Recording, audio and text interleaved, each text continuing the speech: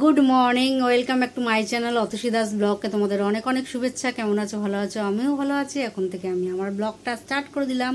উঠেছি তো অনেক সকালে, কাজকর্ম করতে তো হবেই। কি করি না করি প্রত্যেক দিন তোমাদের সঙ্গে শেয়ার করি, আজকেও করব। তার আগে পুরো ভিডিওটা দেখবে, কেউ স্কিপ করবে না। ভালো লাগলে অবশ্যই লাইক করবে, সাবস্ক্রাইব করবে, আর ঘন্টাটা বাজিয়ে দেবে। যখন আমি নতুন নতুন ভিডিও চালাবো তোমাদের কাছে নোটিফিকেশন চলে যাবে, তোমরা টুক করে দেখে নেবে। চলো দেখতে থাকো, সাথে থাকো। ফাইনালি রান্নার দিকে চলে এলাম। আর এখানে দেখো সমস্ত সবজিগুলো কেটে রেখে দিয়েছি। কি আছে বলে দিই। আলু আছে, পেঁয়াজ আছে, টমেটো আছে, আর 4টে ডিম সেদ্ধ করা আছে। এখানে 6টা ডিম সেদ্ধ করেছিলাম, 2টো ডিম খাওয়া হয়ে গেছে, আর 4টে ডিম পড়ে রয়েছে। আর এখানে দেখো মশলাটা বেটে নিয়েছি। আদা আছে, পেঁয়াজ আছে, জিরে আছে, কাঁচা লঙ্কা আছে, একসাথে বেটে নিয়েছি। চলো এবার রান্নাটা বসিয়ে দিই। আর এদিকে দেখো রান্নাটাও বসিয়ে দিয়েছি। আমার আলু, পেঁয়াজ, টমেটো আর মশলাটা দিয়ে খুব ভালো করে এটাকে কষানো হচ্ছে। খুব ভালো করে কষা করতে হবে। যত বলেছিলাম তোমাদের, রোজই বলি, যত ভালো কষা হবে তত ভালো খেতে হবে। আর এই নুন, হলুদ, মিষ্টি সমস্ত কিছু এর মধ্যে দেওয়া হয়ে গেছে। এখন ভালো করে কষানো হয়ে গেছে। আর জলও ছেড়ে, মানে জল ছেড়ে বলছি, তেলও ছেড়ে এসছে। আর এই গরম জল দিয়ে দিলাম ওর মধ্যে, দেখতেই পাচ্ছ গরম জলের ধোঁয়া উঠছে। আর বেশি জল দেব না, এটা কষাই করব। যতটুকুনি জল, অর্ধেক তো আলু সেদ্ধই হয়ে গেছে, আর বাকি আলুটুকুনি সেদ্ধ করার জন্য ওইটুকু জল দিতে হবেই, কারণ জল না দিলে আলুটা সেদ্ধ হবে না। আর একদম একটু টেনে টেনে আসলে তারপরে দেবো এর মধ্যে ডিমটা, ভাজা ডিমগুলো সেদ্ধ দেখেছো, ভেজে তুলে রেখেছি। এই দেখো, আর গরম গরম খেতে বসে যাব। আর গরম গরম দেখো খেতে বসে গেছি। আর এখানে নিয়েছি একদম কষা, দেখতেই পাচ্ছ, একদম ঝোল টোল কিচ্ছু না, একদম মাখা। এই কষাটা দিয়েই ভাতটা মেখে একদম মজিয়ে খাবো। চলো। আর এদিকে কত মশাইয়ের তো সেদ্ধ আছে, কুমড়ো সেদ্ধ। আর চলো, খাওয়া দাওয়া হয়ে গেল। খেয়ে দিয়ে উঠে বাসনগুলো মেজে এখন বেসিনে ধুয়ে নিচ্ছি। আরেকজন তো খেয়ে দিয়ে উঠেই চলে গেছে, ওনার দাঁড়ানোর তো কোনো টাইম নেই। কিন্তু এখন আমার অনেক কাজ বাকি আছে, সেই কাজগুলো আগে সারি। কাজগুলো সারা হয়ে গেল, তার অনেকটা বাদে চলে এসছে আমার সন্ধ্যেবেলার টিফিন দেখো নিয়ে বসে পড়েছি। ফুচকা, টক জল আর আলু মাখাটা দেখে আজকে মনে হচ্ছে না যে বেশ ভালো। হ্যাঁ, সত্যিই আলু মাখাটা আজকে বেশ ভালো হয়েছে। সুতরাং চলো এখন বসে বসে ফুচকাগুলো রসিয়ে খেয়ে নিই। আর আমি বসে বসে খাই, তোমরা সেটা দেখো। কেননা এত ভালো ফুচকা, আর কি বলবো, একদম লঙ্কা যেমন ঝাল, তেমন নুন, তেমন একদম টক, বেশ সুন্দর খেতে হয়েছে। আর একজন তো আওয়াজ করে যাচ্ছে চেয়ারের, আবার তোমরা অন্য কিছুর আওয়াজ ভেবো না।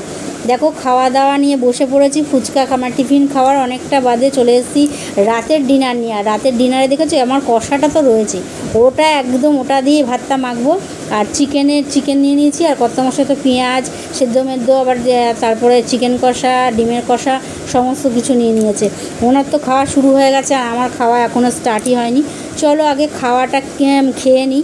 খাওয়া দাওয়া হয়ে গেল, খেয়ে দিয়ে উঠে বাসনগুলো মেজে এখন বেসিনে ধুয়ে নিচ্ছি। এখনও অনেক কাজ বাকি আছে, অনেক রাত হয়েছে। আর আজকে সত্যিই খুব ভালো খেয়েছি, ডিমের কষা দিয়ে দারুণ হয়েছে। চলো ঝটপটগুলো কাজগুলো সেরে নিই পরে। এই কিছুক্ষণ আগে রাতের খাওয়া দাওয়া শেষ করে ওদিকে সমস্ত কাজকর্ম সেরে চলে এলাম তোমাদের সঙ্গে কথা বলতে। আর আজকে রাত্রে কি খেলাম না খেলাম, যতটা পারলাম তোমাদের সঙ্গে শেয়ার করলাম। তাও একবার বলে দিই, আজকে রাত্রে ডিনারে কী ছিল। আজকে রাত্রে ডিনার ছিল, আজকে দুপুরে রান্না করেছিলাম হলো একদম কষা ডিমের কারি। আর তো সেদ্ধ ছিল, কুমড়ো সেদ্ধ, পেঁয়াজ সব তো ছিল। আর এমনি তেমন কিছু রান্না করিনি। আর রাত্রিও তাই ছিল, ডিমের কারি, আর সাথে ছিল চিকেন কষা। এই ছিল আজকে রাত্রিদের ডিনার। সেরে টেরে ওইদিকে সমস্ত এটো কাজকর্ম, যেমন বাসন মেজে ধুয়ে একটু জায়গা মুছে, বেসিন পরিষ্কার করে, গ্যাস ওভেন মুছে বেসিন পরিষ্কার করেছি। ওই পরপর বলছে কি, তাই জন্য উল্টোপাল্টা হয়ে যাচ্ছে। ওই সমস্ত কিছু করে এখন চলে এসেছি। আর এখনও অনেক কাজ বাকি আছে, দাঁত ব্রাশ করা, বিছানা করা, তারপরে বোতলে জল ভরা। আর রাত অনেক হয়ে গেছে, কেননা প্রত্যেক দিনই রাত হয়, কোনোদিনই রাত কম হয় না। দেরি করেই আমাদের খাওয়া হয়, কারণ আমরা দেরি করে যেহেতু টিফিনটা করি, ওই জন্য দেরি করে খাওয়াটাও দেরি করে হয়ে যায়। আর তাছাড়া তাড়াতাড়ি খেতে চাইলেও হয় না, কারণ কত মশাই কাজকর্ম করে, টুকটাক করে লেখালেখি করে, সেগুলো করতে অনেকটা দেরি হয়ে যায়। যাই হোক, চলো এখন দেরি হয়ে যায়, আর কিছু তো করার নেই। খাওয়া দাওয়া হয়ে গেছে, খেয়ে দিয়ে উঠে এই তোমাদের সঙ্গে এখন কথা বলছি।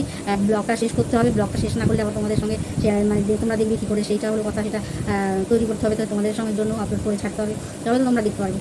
এই জন্য সকাল থেকে আজকে মোটের ওপর দিনটা বেশ মোটামুটি ভালো গেল। সকাল থেকে আজকে কী কী করেছি না করেছি যতটা পারলাম তোমাদের সঙ্গে শেয়ার করলাম, তবে তেমনভাবে হয়তো পারিনি। যাই হোক, তাও একবার বলি যে সকাল রাত্রিরেই তো আমার বেশি আগে অর্ধেক কাজ করা থাকে। সকালবেলা উঠে ঘরটা ঝাড় দিয়ে আমি পরিষ্কার করে মুছে টুছে তারপরে টুকটাক কাজকর্ম যেগুলো ছিল সেগুলো বোতলে জলটা উঠে স্নান টান করে তারপর রান্না টান্না করে খেয়ে দিয়ে আবার বাসন টাসন মেজে তারপরে এসে বসে টুকটাক কাজ ছিল সেগুলো সেরেছি। তারপরে সন্ধ্যাবেলা আজকে আমার টিফিন চলে এসেছে ফুচকা, কারণ কদিন ধরে আলু মাখা খাচ্ছিলাম, আর রোজই আলু মাখা আর আলু মাখা আনলে অনেকটা করে নিয়ে আসে, তো কম করে নিয়ে আসে না, ওই অনেকটা করে নিয়ে আসে। অতটা আমি একা খাই না, ওই মুড়ি দিয়ে খাই, ভালো লাগে ঠিকই, বাকিটা পড়ে থাকে, ও খেতে চায় না। আর তারপরে গিয়ে রাত্রিরে যখন ভাত দিয়ে খাই তখন হয়তো ভুলে যায় কোনো দিন, সেই জন্য আমি বলছি না আজকে আর আলু মাখা আনবে না। তাও নিয়ে এসছে আজকে ফুচকা, আর ফুচকাটা সত্যি আজকে খুব ভালো পেয়েছি, আর ফুচকার আলু মাখাটাও খুব ভালো মেখেছে।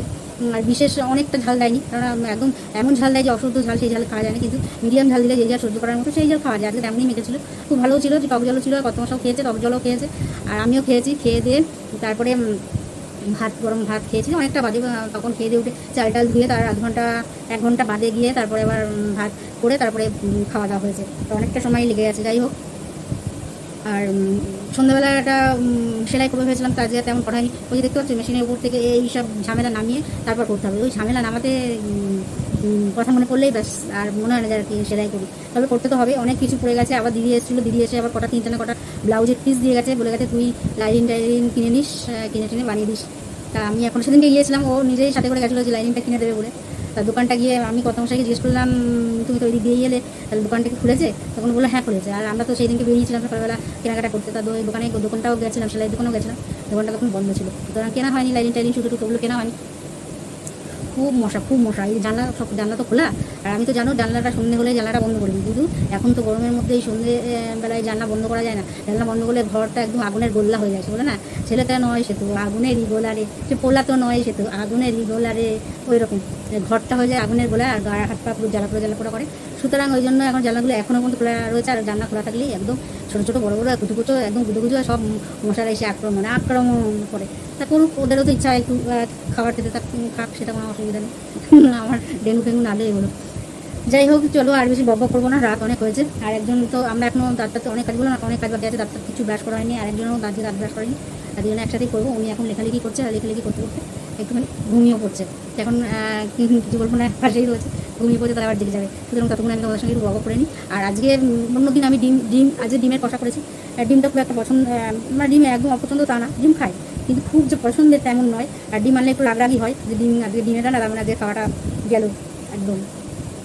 তা সত্যি কথা বলতে বিশ্বাস করে আজকের ডিমের কারিটা এত সুন্দর হয়েছে, আমি ইচ্ছা করে আজকে ডিমের কারি করেছি, অন্যদিন একটু অল্প মানে একদম পাতলা ঝোল না, অল্প ঝোল রাখি, মানে কারিও থাকে অল্প ঝোলও থাকে, এরকম থাকে। আজকে একদম শুকনো করেছি, আলু দিয়েছি, কারণ আলু না দিলে খাবো খুবই, আলু দিয়ে একদম ডিম দিয়ে একদম শুকনো করেছি যাতে খাওয়া যায়। আর এত ভালো কষাটা হয়েছে, সেই কষাটা দিয়ে দুবেলায় ভাত খেয়েছি, খুব তৃপ্তি করে খেয়েছি।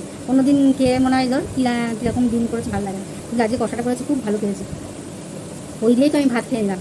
আর মানে ডিম ওই যে বললাম, ডিম আনলে একটু রাগড়া পাই, কিন্তু ডিমটা আজকে বেশ ভালো খেয়েছে, আর কত মাসেও ভালো খেয়েছে। যাই হোক, সত্যিকারই ভালো হয়েছে, এত সুন্দর ডিমের কারিটা যে হবে সেটা আমি বুঝতে পারিনি।